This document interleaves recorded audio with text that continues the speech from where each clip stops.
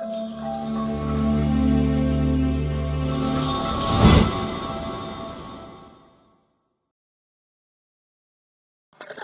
morning, everyone. Welcome to Exact IAS. Here I am Twinkle Kotwani with you all discussing today's newspaper. So it's 17th of September 2024. Without getting delay, let's get started. हमारी पहली news क्या कहती है? Curbs in Mallappuram utter Nipah death 126 primary contacts quarantined. Basically हमने कल की class में भी डिस्कस किया था कि सदर्न इंडिया मल्लप्पापुरम में एक केस सामने आया जो कि एक पर्सन निपाह वायरस से इन्फेक्टेड था। उस पर्सन की डेथ हो गई। उसके बाद जब पता चला कि पर्सन की डेथ निपाह वायरस से हुई है तो उसके आसपास के सभी लोगों को जितने भी रिकॉर्ड्स थे जिन जिन इंसान से वो मिला था उन सबको चेकआउट किया गया, उनको क्वारंटाइन किया गया है। क्वारंटाइन क्यों? क्योंकि Nipah virus person to person भी फैलता है, ऐसा देखा गया है। यूपीएससी पॉइंट ऑफ व्यू से निपाह वायरस बहुत इंपॉर्टेंट है, जिसे हमने पिछली क्लास में बहुत ही डिटेल में डिस्कस किया था। फॉर एग्जाम्पल कि निपाह वायरस एक जूनोटिक डिसीज है जो कि human to animal to human transfer होती है। Second thing, person to person भी निपाह वायरस ट्रांसमिट होता है। दूसरी चीज, इसका जो वायरस रहता है ना वो सिंगल स्ट्रैंडेड आरएनए वायरस रहता है। इसे डिटेक्ट करने के लिए आरटीपीसीआर टेस्ट किया जाता है। So this was about Nipah virus. Nipah को और डिटेल में डिस्कस करने के लिए, डिटेल में समझने के लिए लास्ट क्लास को आप एक बार देख सकते हैं। यहाँ पर हमारे लिए एक सिटी भी इंपॉर्टेंट हो जाती है, दैट इज मल्लप्पापुरम। मल्लापुरम हम सब जानते हैं कि हिस्टोरिकली बहुत इंपॉर्टेंट सिटी है। अगर न्यूज में बनी है तो हमें एक बार उसे डिस्कस कर लेना चाहिए। मामल्लापुरम को महाबलीपुरम या सेवन पैगोडास भी बोला जाता है। ये तमिलनाडु में है। तमिलनाडु के चेन्नई डिस्ट्रिक्ट में मामल्लापुरम सिचुएटेड है। हिस्टोरिकली देखा जाए तो यहाँ पर पल्लव डायनेस्टी का रूल रहा है 275 सीई से लेके 897 कॉमन एरा तक। इसे फाउंड करने के लिए पल्लवा किंग नरसिम्हा वर्मन फर्स्ट का इंपॉर्टेंट रोल है। मतलब कि मामल्लापुरम को किसने बसाया है? That is Pallava king Narasimha Varman first. इसका नाम देने के पीछे मामल्ला आखिर इसे क्यों नाम दिया गया है? The reason is Pallava king Narasimha Varman first को ग्रेट वॉरियर बोला जाता है और ग्रेट वॉरियर को तमिल लैंग्वेज में मामल्लान भी बोला जाता है, इसीलिए इस सिटी का नाम क्या रख दिया गया? मामल्लापुरम। उसके बाद अगर और डिस्कस करें तो यहाँ पे और भी ज्यादा हिस्टोरिकल मॉन्यूमेंट्स और टेम्पल्स बनाए गए, जैसे कि अर्जुनन्स पेनेंस और डिसेंट ऑफ द गेंजेस। उसके बाद टाउन्स 5 रथास और मोनोलिथिक टेम्पल्स। मोनोलिथिक टेम्पल्स मतलब कि ऐसे टेम्पल्स जो सिंगल रॉक से कट करके बनाए गए। मतलब एक रॉक का बड़ा स्ट्रक्चर है, उसको कट करके अगर किसी टेम्पल को बनाया गया है सिंगल रॉक से। मोनो मतलब सिंगल, लिथिक मतलब रॉक। सो मोनोलिथिक टेम्पल्स के एग्जाम्पल हमें मामल्लापुरम में देखने को मिलते हैं। इन्हें सेवन पैगोडास भी बोला जाता है। The entire assemblage collectively was designated as UNESCO World Heritage Site in 1984. 1984 में हमने इसे मतलब कलेक्टिवली सारे 7 पगोडास को मिलाकर यूनेस्को की वर्ल्ड हेरिटेज साइट के अंतर्गत हेरिटेज साइट का डेजिग्नेशन प्रोवाइड किया था। यह है मामल्लापुरम का एक टेम्पल का example. So this was about this article. हमने एक निपाह वायरस से लेकर के पूरा मामल्लापुरम की हिस्ट्री को भी डिस्कस कर लिया, जो कि यूपीएससी पॉइंट व्यू से बहुत इंपॉर्टेंट हो जाता है। हमारी नेक्स्ट न्यूज क्या कहती है? Indian military export to Israel aiding genocide. Basically हुआ क्या है कि हम सब जानते हैं जो इजराइल वाला रीजन है या इजराइल जो कंट्री है वहां पर सिचुएशन थोड़ी सी स्टेबल नहीं है। इजराइल ने गाजा स्ट्रिप पर अटैक किया और उस रीजन पर अपना कब्जा जमाने की कोशिश कर रहा है। कंटिन्यूअसली इजराइल वाला जो रीजन है वो कॉन्फ्लिक्ट के जोन के अंतर्गत आता ही है। रिसेंट अटैक को देखते हुए बोला गया, मतलब आईसीजे ने ऑर्डर दिया, आईसीजे मतलब कि इंटरनेशनल कोर्ट ऑफ जस्टिस ने ऑर्डर दिया कि जो भी कंट्रीज इजराइल को हेल्प कर रही हैं, मतलब कि इजराइल को वेपन्स प्रोवाइड कर रही हैं, आर्म्स प्रोवाइड कर रही हैं, उनको अपने इस एक्सपोर्ट को लेकर के या अपने इस ट्रेड को लेकर के हॉल्ट करना चाहिए। हॉल्ट करना चाहिए क्यों? क्योंकि इससे जो हमारी इंटरनेशनल ट्रीटी है जिसमें हम जीनोसाइड वगैरह को रोकते हैं, बैन करते हैं, जेनेवा कन्वेंशंस हो गया, जीनोसाइड कन्वेंशंस हो गया, ये सारी ट्रीटीज हैं जो ये बोलती है कि हमें जीनोसाइड को रोकना है। जीनोसाइड मतलब कि जब हम मास किलिंग करते हैं, मास किलिंग मतलब एक बहुत बड़े ग्रुप को एक साथ जब मास डिस्ट्रक्शन लेवल पर जिनकी डेथ हो जाती है उसको बोला जाता है जीनोसाइड कह सकते हैं। उसी को बैन करने के लिए हमने कई सारे कन्वेंशन साइन किए, उसमें से एक है जीनोसाइड कन्वेंशन और जेनेवा कन्वेंशन। सो इन दोनों के तहत बोला गया है, इन दोनों ट्रीटीज को ध्यान में रखते हुए आईसीजे ने ऑर्डर दिया कि आपको इजराइल को आर्म्स वगैरह का सप्लाई कट करना पड़ेगा, बंद करना पड़ेगा। उसी को लेकर के इंडिया में एक पेटिशन फाइल हुई, Ashok Kumar Sharma and others versus union of India. इस पेटिशन में बोला गया कि जो भी पर्सन, जो भी कंपनीज, बी इट प्राइवेट और एनीथिंग, उन सबके लाइसेंस को सस्पेंड कर देने की जरूरत है। ऐसे पर्सन जो कि इजराइल को आर्म्स प्रोवाइड कर रहे हैं या कोई भी किसी भी तरह से मदद कर रहे हैं, सो उन सबको जरूरत है कि हम उनकी सप्लाई को बंद कर दें, कट कर दें, ताकि इससे जीनोसाइड बैन हो सके। लेकिन इस पेटिशन को सुप्रीम कोर्ट ने हटा दिया, मतलब कि इस पेटिशन को फाइल ही नहीं किया। उसके पीछे कुछ रीजंस हैं जिसको हम डिस्कस करते हैं। पहले बात की गई है आईसीजे कोर्ट के बारे में। आईसीजे कोर्ट मतलब इंटरनेशनल कोर्ट ऑफ जस्टिस, जिसका कि हेडक्वार्टर हेग में सिचुएटेड है। उन्होंने रूलिंग प्रोवाइड की, उन्होंने सारे स्टेट से, सारी कंट्रीज से रिक्वेस्ट की, किसके रिगार्डिंग? इसी के रिगार्डिंग कि आप अपनी आर्म्स सप्लाई को बंद कर दो। जो भी कंट्रीज जीनोसाइड कन्वेंशन की सिग्नेटरी हैं या जिन्होंने इस कन्वेंशन को फॉलो करने के लिए साइन किया है, उन सब कंट्रीज को अपने इस ट्रेड को, अपनी जो भी कंट्रीज की अपनी लोकल कंपनीज हैं उन पर बैन लगा देना चाहिए, उनके लाइसेंस को रद्द कर देना चाहिए, सस्पेंड कर देना चाहिए, ताकि वो इजराइल को आर्म्स ना प्रोवाइड कर सके। All states are under an obligation not to render aid or assistance in maintaining the situation created by Israel's illegal presence.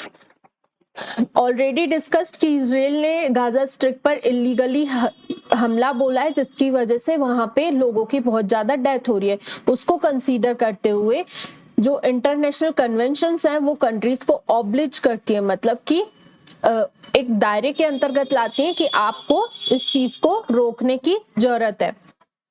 Many countries that are the parties to the Geneva and Genocide Conventions have halted the supply of military equipments to Israel. जैसे कि Canada हो गया, Spain हो गया और UK हो गया, इन सब ने अपनी कंपनीज के लाइसेंस ऑलरेडी रद्द कर दिए हैं। लेकिन जब इंडिया की बात की जाए, सुप्रीम कोर्ट की बात की जाए, तो सुप्रीम कोर्ट ने ऐसा कुछ भी करने से इनकार कर दिया, मतलब कि सुप्रीम कोर्ट इस चीज की रिस्पॉन्सिबिलिटी नहीं ले रहा है। इस चीज के रिगार्ड में सुप्रीम कोर्ट ने 3 स्टेटमेंट दिए। पहला ये कि the first international obligations are not binding, मतलब कि जो हमने इंटरनेशनल ऑब्लिगेशन साइन किए हैं वो बाइंडिंग इन नेचर नहीं है। मतलब कि क्या, हम अपने डोमेस्टिक लॉज को जब बताते हैं, जब उन्हें रीइंटरप्रेट करते हैं या किसी चीज का कंक्लूजन निकालते हैं, तो हम उस टाइम पे इंटरनेशनल लॉज को भी ध्यान में रखते हैं कि क्या दोनों लॉज, मतलब डोमेस्टिक लॉ और इंटरनेशनल लॉ, दोनों एक दूसरे साथ कंप्लाई कर रहे हैं, कॉम्प्लीमेंट कर रहे हैं, मतलब कि दोनों का जो क्रक्स है, कंक्लूजन है, वो एक ही है। ऐसा ना हो कि दोनों लॉज एक दूसरे के अपोजिट डायरेक्शन में जा रहे हो। सो सिमिलरली हम अपने डोमेस्टिक लॉज को इस तरह से डिफाइन करें कि वो इंटरनेशनल कन्वेंशंस को भी फॉलो अप करें। लेकिन ये जो इंटरनेशनल कन्वेंशन है ये बाइंडिंग नहीं है, पहला चीज। Then next is it involved a breach of contracts and other fallouts. अगर सुप्रीम कोर्ट ऐसा करता है बैन लगा देता है या लाइसेंस रद्द कर देता है या एक्सपोर्ट पर कुछ रोक लगा देता है कि आप अपने मिलिट्री इक्विपमेंट्स नहीं भेज सकते हो, तो इससे क्या होगा, कॉन्ट्रैक्ट्स का ब्रीच होगा। कॉन्ट्रैक्ट्स का ब्रीच मतलब कैसे हो गया कि कंपनीज ना पहले से एडवांस लेवल पर इजराइल के साथ कुछ कॉन्ट्रैक्ट साइन कर चुकी रहती हैं कि हम इतने टाइम लिमिट के अंतर्गत आपको ये इक्विपमेंट्स प्रोवाइड करेंगे। तो उससे क्या होगा, अगर आप इक्विपमेंट्स नहीं दोगे, अगर आप बैन लगा दोगे, लाइसेंस रद्द कर दोगे, तो कंपनीज अपना प्रोडक्ट डिलीवर नहीं कर पाएंगी। इससे क्या होगा, जब कॉन्ट्रैक्ट का ब्रीच होगा, जब आप कॉन्ट्रैक्ट को तोड़ोगे, तो आपके ऊपर कुछ उसके साइड इफेक्ट्स भी देखने को मिल सकते हैं। मतलब कि कैसे वो जो इजराइल की कंट्री है वो आपकी कंपनी पर केस कर सकती है कि अब आप इस चीज का, इस नुकसान का भरपाई करो, जिसकी वजह से क्या हो सकता है कि हमारी इंडियन कंपनीज को बहुत लार्ज अमाउंट ऑफ मनी उन्हें रीपे करना पड़े एज अ फाइन या एज अ पनिशमेंट कह सकते हो कि आपने जो कॉन्ट्रैक्ट्स है उनको ब्रीच किया है, इसके चलते आपको फाइन पे करनी पड़ेगी। और अलग अलग तरह के फॉलोआउट्स ग्लोबल लेवल पर कि इंडिया कॉन्ट्रैक्ट कंप्लीट करने में नहीं होता, इंडिया की रैंकिंग गिर सकती है, इस तरह की सिचुएशन सामने देखने को मिल सकती है। दूसरा रीजन जो सुप्रीम कोर्ट ने बताया। तीसरा reason, self imposed restraint on courts entering areas of foreign policy.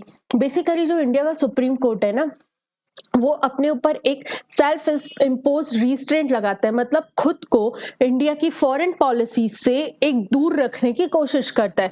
जो इंडिया के एग्जीक्यूटिव्स हैं, मिनिस्टर्स हैं, जो कॉन्स्टिट्यूशनल हेड्स हैं, उन सब के ऊपर रिस्पॉन्सिबिलिटी रखी गई है कि आप अपनी फॉरेन पॉलिसी को खुद से बनाइए, खुद से एग्जीक्यूट करिए। उसमें सुप्रीम कोर्ट इतना ज्यादा इंटरफेरेंस नहीं करता है। तो इसीलिए इस चीज से क्या होगा, कहीं ना कहीं हमारी फॉरेन पॉलिसी पर इंपैक्ट होगा। इसलिए सुप्रीम कोर्ट ने कहा कि there is a self imposed restraint on courts, मतलब कि कोर्ट्स ने खुद से ये रिस्ट्रिक्शन या कह सकते हैं रिस्ट्रेंट लगाया है कि वो फॉरेन पॉलिसी में ज्यादा इन्वॉल्व नहीं होंगे। इन सब चीजों को लेकर के डिस्कस किया गया इस आर्टिकल में कि जो करंट की पेटिशन फाइल की गई सुप्रीम कोर्ट के सामने, उसको सुप्रीम कोर्ट ने क्यों खारिज कर दिया, उसके पीछे के रीजंस क्या है। हमने इसे बहुत डिटेल से डिस्कस कर लिया। Then next is rights of future generation must guide climate debate. Recently 22 और 23 सितंबर को summit of the future conduct होने वाली है United Nations in New York. The summit of the future which is to convene at the United Nations in New York on September 22-23 aims to identify multilateral pathways to address the major problems।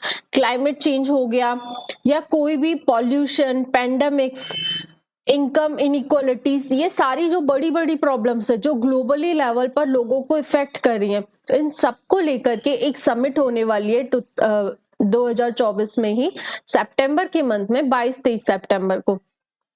इस summit का जो major theme है ना, वो ये होगा, future generations right. इस theme के अंतर्गत डिस्कस किया जा रहा है कि किस तरह से जो अभी जैसे कि जिस लेवल से क्लाइमेट चेंज हो रहा है, उसकी वजह से जो फ्यूचर जनरेशंस है, हमारी जो आने वाली पीढ़ी है, उनके राइट्स का क्या। हम अभी अपने राइट्स की बात करते हैं कि हमें सेफ एंड सिक्योर क्लाइमेट चाहिए, पॉल्यूशन कम रहना चाहिए, लेकिन जो हमारी खुद की एक्टिविटीज है उनकी वजह से जो क्लाइमेट चेंज का इम्पैक्ट है वो कम होता हुआ नजर नहीं आ रहा है।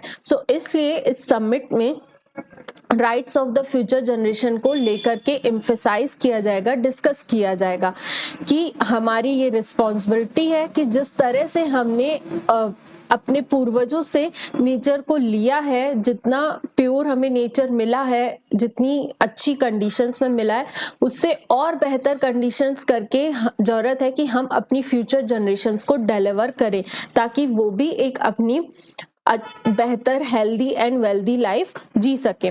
तो इसके लिए समय समय पर लोकल गवर्नमेंट्स ने, मतलब कि हर एक प्रॉपर कंट्री की गवर्नमेंट ने कुछ ऐसे रूल्स एंड रेगुलेशंस लाए हैं जिसको ध्यान में रखते हुए इस समिट के अंतर्गत लॉज फॉर्म होने चाहिए।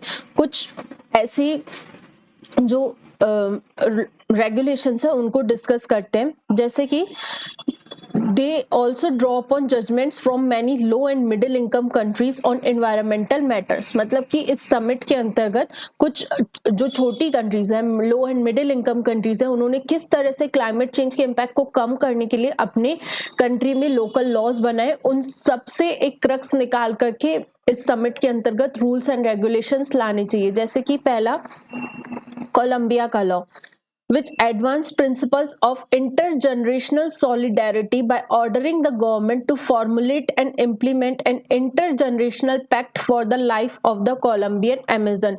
We all know south America के अंतर्गत, कोलंबिया के अंतर्गत एक ऐसा रूल लाया गया जिसके अंतर्गत इंटर जनरेशनल पैक्ट की बात की गई, ताकि जो एनवायरनमेंट है वो सेफ रह पाए नेक्स्ट जनरेशन के लिए भी।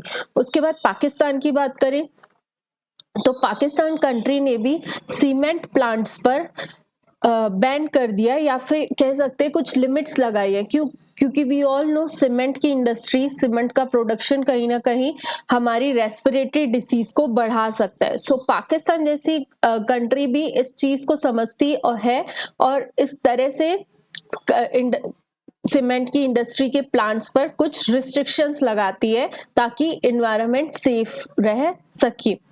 देन अगर इंडिया की बात करें तो नेशनल ग्रीन ट्राइब्यूनल ने भी कई सारे ऐसे एक्शंस उठाए हैं जो कि हमारी जो कंट्री है उसको क्लाइमेट चेंज के इम्पैक्ट से प्रोटेक्ट करते हैं। इस तरह से कई सारे जो लोकल गवर्नमेंट से के द्वारा उठाए गए स्टेप्स हैं या जो भी चीजें हैं, उनको ये समिट डिस्कस कर सकती है, देख सकती है और वहां से पॉइंट्स उठा करके अपने प्रॉपर रूल्स एंड रेगुलेशंस बना सकती है, पहली चीज। दूसरी चीज इस एडिटोरियल में डिस्कस की गई है ओवरशूट डे के बारे में। क्या होता है ना कि हर एक चीज की एक लिमिट रहती है, जैसे कि हमारी भी एक लिमिट है कि एक साल में हम अपने कितने रिसोर्सेज एक्सप्लॉइट कर सकते हैं। ठीक है, जैसे कि 365 डेज में हमारे पास अवेलेबल है कि हम 100 रिसोर्सेस को एक्सप्लॉइट कर सकते हैं। ठीक है, लेकिन हुआ क्या है, अभी देखा गया है जो अर्थ का ओवरशूट डे है, ओवरशूट डे मतलब कि मान लो हमने क्या अपने आप को लिमिट रखा 365 डेज में 100 रिसोर्सेस को एक्सप्लॉइट करना, बट रीसेंट जो ट्रेंड है ना वो अलग दिखता हुआ नजर आ रहा है कि हम अपने रिसोर्सेस को 300 दिनों में ही 100 रिसोर्सेस को खत्म कर दे रहे हैं। ये जो ओवरशूट का जो लिमिट है वो आए दिन कम होता जा रहा है। पहले जो रिसोर्सेस हमें पूरे जनवरी से लेके दिसंबर तक खत्म करने रहते थे, वो जो साइकिल थी वो अच्छी खासी चल रही थी।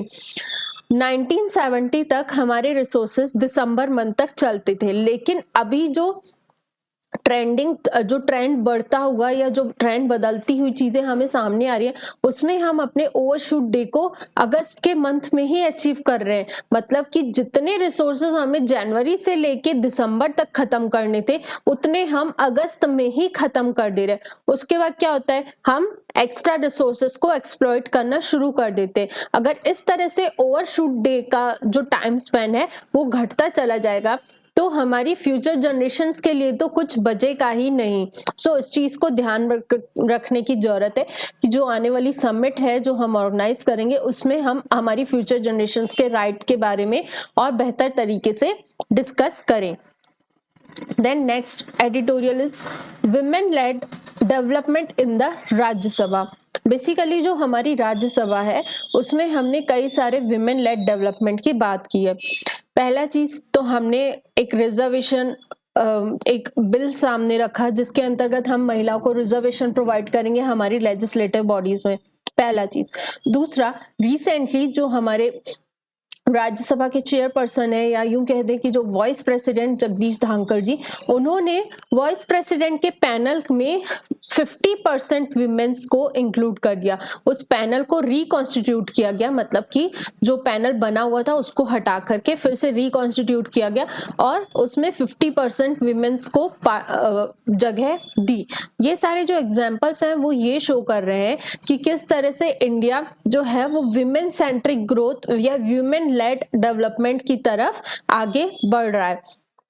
इस तरह के स्टेप्स जो है ना वो बहुत वेलकम किए जाते हैं और ग्लोबल लेवल पर भी इंडिया की जो इमेज रहती है वो और बेहतर पेश करते हैं, मतलब कि किस तरह से इंडिया में जो है जेंडर इक्वालिटी को कम करने के लिए स्टेप्स उठाए जा रहे हैं। ये सारे जो एग्जांपल्स हैं ना वो ग्लोबल लेवल पर इंडिया की इमेज को और बेहतर बनाते हैं। Then next is why is Tamil Nadu's education funding on hold?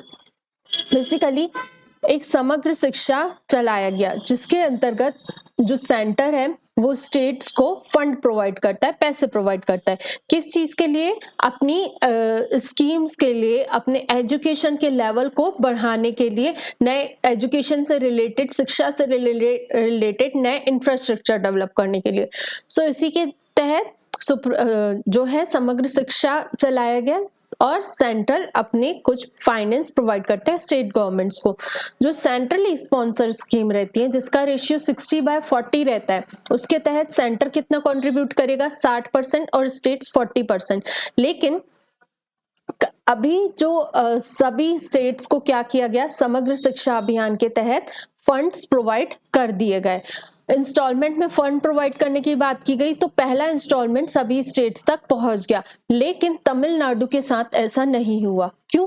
क्योंकि तमिलनाडु ने ना तो न्यू एजुकेशन पॉलिसी को इम्प्लीमेंट किया है और ना ही सेंटर ने बोला कि जो states memorandum of understanding sign करेंगे regarding PM Shri schools, PM Shri schools ऐसे स्कूल्स बनाए जाएंगे जो कि एज अ रोल मॉडल काम करेंगे बाकी सारे स्कूल्स के लिए। ऐसे स्कूल्स जहां पर न्यू एजुकेशन पॉलिसी या नेशनल एजुकेशन पॉलिसी को बहुत अच्छे तरीके से इम्प्लीमेंट किया जाएगा। सो तमिलनाडु ने ना तो new national education policy sign की है और ना ही PM Shri school scheme sign की है। सो इसके तहत सेंटर ने मना कर दिया कि हम आपको फाइनेंसेस भी प्रोवाइड नहीं करेंगे। तो आखिर रीजन क्या है कि तमिलनाडु इस चीज को साइन नहीं कर रहा है?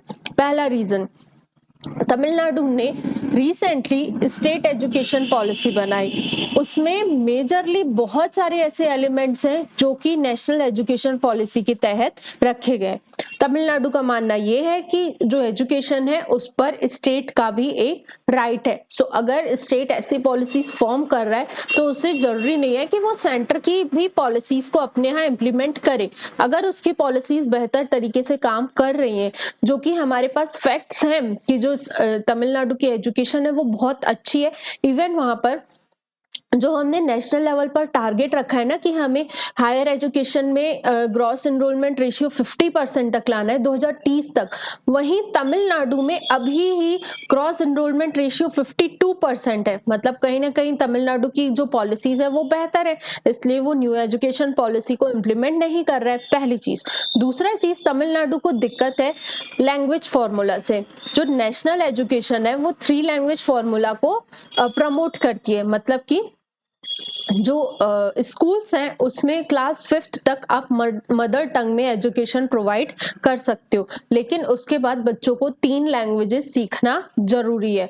It can be English, Hindi और एक उनकी अपनी पर्सनल लैंग्वेज जो भी वो सीखना चाहते हैं, B it Kannada, B it Malayalam, कोई भी लैंग्वेज जो वो सीखना चाहते हैं वो सीख सकते हैं। बट तमिलनाडु गवर्नमेंट ने जब से तमिलनाडु स्टेट बना है, इवन उससे भी पहले 1918 से जब से लैंग्वेज को लेकर के डिस्कशन स्टार्ट हुआ है, तब से तमिलनाडु ने इस चीज को बहुत ऑपोज किया है। उसका मानना ये है कि जो तमिलनाडु के स्टूडेंट्स हैं वो एक इंग्लिश तो सीखते ही हैं, साथ के साथ तमिल लैंग्वेज भी सीखते हैं। इन 2 लैंग्वेजेस के उसमें तमिलनाडु गवर्नमेंट का काम पूरा हो जाता है। सो 3 लैंग्वेज फॉर्मूला को तमिलनाडु गवर्नमेंट हमेशा से ऑपोज करती है। ये इस कारण से जो तमिलनाडु गवर्नमेंट है वो न्यू एजुकेशन पॉलिसी को अपने स्टेट में इम्प्लीमेंट नहीं कर रही है और इसलिए उसके फंड्स को सेंट्रल गवर्नमेंट रिलीज नहीं कर रही है।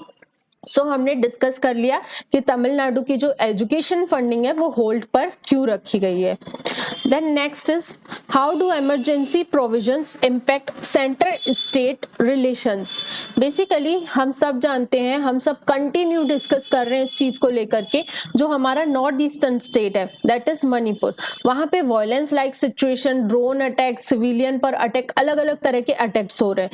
सो क्या हो रहा है वहां पे, लॉ एंड ऑर्डर की सिचुएशन थोड़ी सी गड़बड़ आ रही है। उस चीज को लेकर के आज एक एडिटोरियल आया है जो डिस्कस कर रहा है आर्टिकल 355 और आर्टिकल 356 को लेकर के। आर्टिकल 355 क्या कहता है कि जो सेंटर है ना, उसकी रिस्पॉन्सिबिलिटी है कि स्टेट्स में लॉ एंड ऑर्डर की सिचुएशन बनी रहे, जो स्टेट्स की मशीनरी है वो कॉन्स्टिट्यूशन के हिसाब से वर्क करे। अगर ऐसा नहीं होता है तो आर्टिकल 356 पावर देता है सेंटर को कि वो वहां पर प्रेसिडेंट रूल लगा दे, जिससे क्या होगा, जो वहां की स्टेट की गवर्नमेंट है वो डिसॉल्व हो जाएगी। पूरा कंट्रोल किसका आ जाएगा, सेंट्रल गवर्नमेंट का। जो गवर्नर है वो एज अ एजेंट काम करने लगेगा सेंट्रल गवर्नमेंट का, ठीक है। और मेजर जो सब्जेक्ट्स जो स्टेट लिस्ट के अंतर्गत आते हैं वो सारे सब्जेक्ट्स किसके अंतर्गत आ जाएंगे, फिर सेंटर के अंतर्गत। सो बेसिकली 355 आर्टिकल इम्पोज करता है, सेंटर को रिस्पॉन्सिबिलिटी देता है कि स्टेट्स मशीनरी प्रॉपर काम करनी चाहिए। अगर ऐसा नहीं होता है तो आर्टिकल 356 सेंटर को पावर देता है कि आप वहां पर इमरजेंसी लगा दो। लेकिन इन सब के चलते जब इन सब का डिस्कशन हो रहा था तो हमारे जो कॉन्स्टिट्यूएंट असेंबली को जिन्होंने इतना अपने व्यूज के साथ भरा है, जो कहीं है डॉक्टर भीमराव अंबेडकर जी, उनका मानना ये था कि ये प्रोविजन जो रखा गया है वो उस टाइम की सिचुएशन को ध्यान में रख के रखा गया है। उस टाइम पे क्या था, हमारा फेडरलिज्म इतना ज्यादा स्ट्रॉन्ग नहीं था, मतलब कि कहीं ना कहीं स्टेट्स के अंतर्गत एक भावना थी कि हम भी अपना एक सेपरेट स्टेट बनाए। उनके अंतर्गत सेपरेटिस्ट होने का मूवमेंट बहुत तगड़ा चल रहा था कि हमें अपना स्टेट चाहिए, हमारी अपनी आइडेंटिटी हो, हमारे अपने फ्लैग हो, अपना कॉन्स्टिट्यूशन हो। सो उस चीज को ध्यान में रखते हुए हमने आर्टिकल 356 बनाया था कि कहीं कोई स्टेट अपने आप को सेपरेट ना कर दे। इसीलिए जहां सिचुएशन थोड़ी सी ऐसी आती थी ना कि सेपरेटिस्ट मूवमेंट सामने देखने को मिल रहे हैं या इस तरह की सिचुएशन सामने को देखने को मिल रही है, सो उस समय सेंटर अपनी पावर को बढ़ा देता था और एज अ यूनिटरी काम करने लगता था। यूनिटरी मतलब कि स्टेट और सेंटर एक है, स्टेट के सारे सब्जेक्ट्स पर सेंटर का ही अधिकार हो जाता था। डॉक्टर भीमराव अंबेडकर जी का मानना ये था कि इस प्रोविजन को as a dead letter use किया जाना चाहिए। डेड लेटर मतलब कि एकदम आखिरी रिसोर्ट का लेटर, जब कुछ ना बचे, आपके पास आपने हर एक संभव प्रयास कर लिया हो वहां पे लॉ एंड ऑर्डर की सिचुएशन को सही रखने को, कॉन्स्टिट्यूशनरी मशीनरी से, कॉन्स्टिट्यूशन के हिसाब से मशीनरी काम करे ऐसा करने को, बट तो भी स्टेबिलिटी नहीं आ रही है, तब जाके आप इमरजेंसी प्रोविजंस को सामने लाइए। बट स्टेट ने इस पावर का समय समय पर मिसयूज करते आए हैं। उसके बाद कई सारे सुप्रीम कोर्ट के जजमेंट्स भी आए, जैसे कि एसआर बोमनाई केस में भी बोला गया कि इस तरह से आर्टिकल 356 का मिसयूज करना एक गलत चीज है, इसको हमें लिमिट करना चाहिए। और आर्टिकल 356 को एज अ डेड लेटर मतलब कि लास्ट चीज का रिसोर्ट, जब कोई सॉल्यूशन ना बचे तब जाके हमें आर्टिकल 356 को यूज करना चाहिए। जो हमारे लिए इंपॉर्टेंट हो गया था इमरजेंसी प्रोविजंस को समझना, क्योंकि यूपीएससी पॉइंट ऑफ व्यू से आर्टिकल 355 और 356 दोनों बहुत इंपॉर्टेंट है। Then next is what is the current status of the introduction of African cheetah? हम सब जानते हैं हम इंडिया में अफ्रीकन चीता को रीइंट्रोड्यूस किए, किसके तहत, द चीता एक्शन प्लान के तहत। चीता एक्शन प्लान के तहत हमने डिसाइड किया कि हम अफ्रीकन चीतास को इंडिया में फिर से रीइंट्रोड्यूस करेंगे। क्यों? क्योंकि 1952 में ही वो इंडिया से एक्सटिंक्ट हो चुके थे। उसके बाद अलग अलग रीजन्स को सर्वे किया गया कि कहाँ पर चीतास का सर्वाइवल रेट मैक्सिमम है। सो मध्य प्रदेश का कूनो पालमपुर नेशनल पार्क को एज अ कह सकते हैं लोकेशन डिसाइड किया कि हम चीतास को यहाँ पर इस्टेब्लिश करेंगे। लेकिन हमें इस प्लान में कई सारे चैलेंजेस देखने को मिले। ऐसा माना जाता है कि ये प्लान उतना ज्यादा सक्सेसफुल नहीं हुआ है जितना कि इसे होना चाहिए था। उसके पीछे कुछ रीजंस है। पहला चीज जो है ना वो ये है कैप्टिव पीरियड। डिसाइड किया गया था कि 2 से 3 महीने के लिए ही सिर्फ जो हमने चीतास मंगवाए हैं नामीबिया से, उनको 2 से 3 महीने के लिए ही सिर्फ कैप्टिव पीरियड में रखा जाएगा। बट इंडिया में उनका कैप्टिव पीरियड बढ़ा दिया गया। अगर किसी भी स्पीसीज का कैप्टिव पीरियड बढ़ा दिया जाता है तो उसको कहीं ना कहीं फिर कैप्टिविटी में रखने के ही प्रोविजन सामने रखे जाते हैं। मतलब कि या तो आप उसे जू में रखो या फिर आप उसे एंथुसियाज प्रोवाइड कर दो। इससे क्या होगा कि जो वो स्पीशीज है वो वाइल्ड में जाकर खुद का मतलब खुद खुद उसके मरने के चांसेस कम हो जाएंगे। अगर कोई स्पीसीज कैप्टिव में इतना ज्यादा हो जाती है तो वो फिर वाइल्ड में इंट्रोड्यूस करने के लिए कैपेबल नहीं है, मतलब कि वो अपनी लिमिट्स को उतना ज्यादा यूज नहीं कर सकती है। सो हमने पहली गलती क्या की कि चीतास का जो कैप्टिव पीरियड है वो बढ़ा दिया। सो हम जो चीता स्पीशीज हो गई वो उसने तो पहले ही अपना जो क्राइटेरिया है वाइल्ड में जाने का वो खो दिया, बट स्टिल हमने उन्हें इंट्रोड्यूस किया। फिर हमने पहले से एजम्पशंस किया था कि 50% ऑफ जो नंबर है वो सरवाइव नहीं कर पाएंगे, मतलब कि सर्वाइवल रेट कम रहेगा। उसके साथ साथ हमने ये भी डिसाइड किया था कि इनकी चेकिंग के लिए प्रॉपर डॉक्टर्स अवेलेबल होंगे, टीम अवेलेबल होगी जो इस चीज को बहुत अच्छे से मैनेज करेगी। लेकिन कुछ जो इवन जितने हमने चीतास मंगवाए उसमें से 3 चीतास तो कैप्टिव पीरियड में ही मर गए। उसके पीछे रीजंस था हार्ट स्ट्रोक और अलग अलग प्रॉब्लम्स। तो मतलब कि हमने अपनी टीम को भी उतना अच्छा तैयार नहीं किया ताकि जो इस एक्शन प्लान है इसका प्रॉपर इम्प्लीमेंटेशन हो सके। सो हम कहीं ना कहीं जो हमारा ये चीता को रीइंट्रोड्यूस करने का प्लान था उसमें कहीं ना कहीं पीछे ही रह गए हैं। अब बात करते हैं लॉन्ग टर्म बेनिफिट्स की। लॉन्ग टर्म में हमने ये डिसाइड किया, हमने ये सोचा कि जो स्पीसीज है ये इंडिया में आकर स्टेबल हो जाएगी। स्टेबल मतलब कि एक अपना खुद से रिप्रोडक्शन करना, खुद से अपने लिए फूड जनरेट करना, ये सारी एक्टिविटीज कुछ समय के बाद कर लेगी। इससे क्या होगा कि हमारा जो इको टूरिज्म है, टूरिज्म लेवल बढ़ेगा और कहीं ना कहीं रेवेन्यू जनरेट होगा। लेकिन यहाँ पर भी क्वेश्चन मार्क उठता है। क्वेश्चन मार्क क्यों? क्योंकि जितना लार्ज स्पैन ऑफ एरिया चीतास को चाहिए ना, चीतास अपनी टेरिटरी बनाते हैं, सो उतना ज्यादा लार्ज स्केल ऑफ एरिया ही हमारे पास अवेलेबल नहीं है ताकि जो कि हम चीतास को प्रोवाइड कर सके। सो जो हमारा जो इंट्रोडक्शन ऑफ अफ्रीकन चीता का प्रोजेक्ट चल रहा है वो थोड़ा सा अभी डाउटफुल सिचुएशन में, क्वेश्चन के एम्बिट में है कि क्या ये सक्सेसफुल हो पाएगा या नहीं। उसके लिए क्या रीजंस रिस्पॉन्सिबल है, already discussed. Then next is renewable energy sector will power India's growth. हम सब जानते हैं इंडिया का टारगेट है कि हम 2030 तक 500 गीगावाट एनर्जी जनरेट करेंगे, वो भी रिन्यूएबल एनर्जी से। तो अभी recently prime minister Narendra Modi ji ने अपनी एक गुजरात मीट के दौरान अनाउंस किया कि जो रिन्यूएबल एनर्जी सेक्टर है वो इंडिया की ग्रोथ को और भी ज्यादा पावर प्रोवाइड करेगा, मतलब कि ग्रोथ में हमारी और हेल्प करेगा। ऑब्वियस सी बात है, हम सोलर चीजें, सोलर की तरफ, विंड एनर्जी की तरफ, इन सब की तरफ जितना ज्यादा मूव करेंगे, हम ग्रीन क्लाइमेट को प्रमोट करेंगे, ग्रीन इकोनॉमी को प्रमोट करेंगे, जिसके तहत इंडिया को और भी ज्यादा ग्रोथ देखने को मिल सकता है। और जो सोलर सेक्टर है या रिन्यूएबल एनर्जी का सेक्टर है उसमें इंडिया एक लीड सिचुएशन पे आ सकता है। क्यों? क्योंकि आने वाला समय तो रिन्यूएबल एनर्जी का ही समय है। अब बात करते हैं प्रीलिम्स रिवीजन की। पहला जो टॉपिक है वो है जोरावर से रिलेटेड। जोरावर एक टैंक है, मिलिट्री टैंक है। पहली चीज, ये बहुत लाइट वेट टैंक है, मतलब कि इसका वेट सिर्फ 25 टन है, जिसकी वजह से देखा जा रहा है कि ये इजीली मूवेबल है। इसे हम किसी भी क्लाइमेटिक सिचुएशन, किसी भी टेरेन में यूज कर सकते हैं। दूसरा चीज, सबसे इंपॉर्टेंट चीज याद रखने वाली ये है कि ये इंडिजीनियस है, मतलब कि डीआरडीओ के द्वारा इसे बनाया गया है। एक्सपेक्टेड है कि 2025 तक हम इसे डिप्लॉय कर देंगे और इसे यूज करने लगेंगे। इसका नाम हमने 19th सेंचुरी के अपने एक चीफ के नाम पर रखा है, that is Dogra general Zorawar Singh. उनके नाम पर हमने अपने टैंक का नाम दिया है, पहली चीज। दूसरा, सॉल्ट पेन्स। मुंबई के जो सॉल्ट पेन्स है, सॉल्ट पेन्स क्या होते हैं?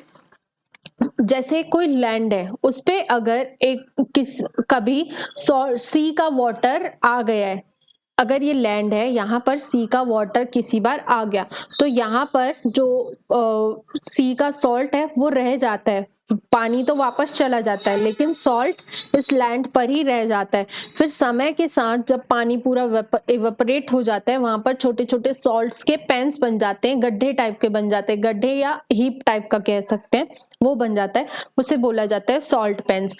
रिसेंटली देखा गया है कि जो मुंबई के स्लम ड्वेलर्स हैं उनके लिए रेंटल हाउसेस बनाए जाएंगे, कहां पर? मुंबई के सॉल्ट पेन्स में। Then next is great stupa of Sanchi. Recently Berlin में भी एक ग्रेट स्तूपा ऑफ सांची का जो ईस्टर्न गेट है उसका रेप्लिकेशन फॉर्म किया गया है। ग्रेट स्तूपा ऑफ सांची हमारे लिए बहुत इंपॉर्टेंट है, मध्य प्रदेश में ये सिचुएटेड है, यूनेस्को की साइट है। इसे बनाया गया था अशोका के द्वारा 3rd सेंचुरी BCE में। It contains sacred relics of the Buddha and is part of a group of Buddhist temples and stupas. Buddha के कुछ रेलिक्स, बुद्धा रिलीजन में कुछ जैसे रिलिक्स को रख करके स्तूपा फॉर्म करने का जो है वो ट्रेंड चलता है, मतलब कि हम वहाँ पे स्तूपा बनाने की प्रैक्टिस को करते हैं। सो उसी के तहत हमने सांची में ड्यूरिंग अशोकास पीरियड 3rd सेंचुरी के टाइम पे हमने सांची का स्तूपा बनाया था। इसकी डिजाइन के लिए ये क्या होता है, डोम शेप का स्ट्रक्चर होता है। डोम शेप का मतलब कि ऐसे गुंबद टाइप का स्ट्रक्चर रहता है। इसका जो ऊपर का पार्ट है इसे छत्र बोला जाता है या फिर छत्री बोला जाता है। इट इज अ की symbol of ancient Buddhist art and architecture. अगर और बात करें स्तूपास के बारे में तो सातवाहनास डायनेस्टी ने भी स्तूपास के लिए बहुत ज्यादा काम किया था। सातवाहनास को पुरानास में आंध्रास भी बोला जाता है। The kingdom mainly covered modern day Andhra Pradesh, Telangana और महाराष्ट्र। इसके फाउंडर हैं शिमुका। इन्होंने भी सांची के स्तूप को लेकर के और स्तूपास के वर्क को लेकर के अपना बहुत ही ज्यादा इंपॉर्टेंट रोल प्ले किया था। बेसिकली इन्होंने 2 फेमस स्तूपास बनवाए थे, that is known as Amaravati stupa and second is Nagarjuna Konda stupa that is situated in Andhra Pradesh. Next is southern bird wing. ये एक तरह की बटरफ्लाई है जिसे कि तमिलनाडु स्टेट में देखा गया है। प्रीलिम्स में अक्सर ऐसे पूछा जाता है, किसी भी स्पीसीज का नाम दे दिया जाता है और पूछा जाता है ये क्या है। Recently this was observed in news, what is it. So उस वक्त हमें याद रखने की चीज है कि अगर सदर्न बर्ड विंग का नाम आता है तो हमें इसे टिक करना है बटरफ्लाई से रिलेट करके। ये 2nd लार्जेस्ट बटरफ्लाई है। साथ के साथ तमिलनाडु में इसे देखा गया है। अगर इसका IUCN स्टेटस बात किया जाए तो ये लीस्ट कंसर्न की कैटेगरी में आती है। Then next is industrial krill fishing and the survival of baleen whales.